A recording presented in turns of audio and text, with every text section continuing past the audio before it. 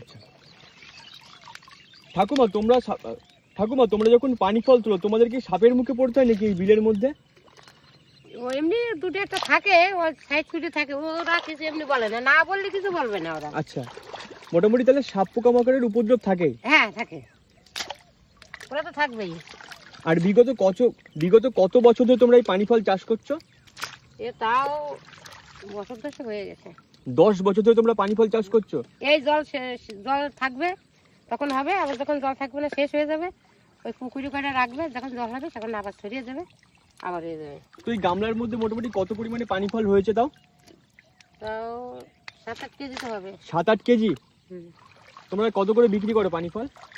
এখন তো এবার চলছে 22 টাকা, 23 টাকা, 20 টাকা, এক এক রকম মার্কেটে যেরকম চলে। আচ্ছা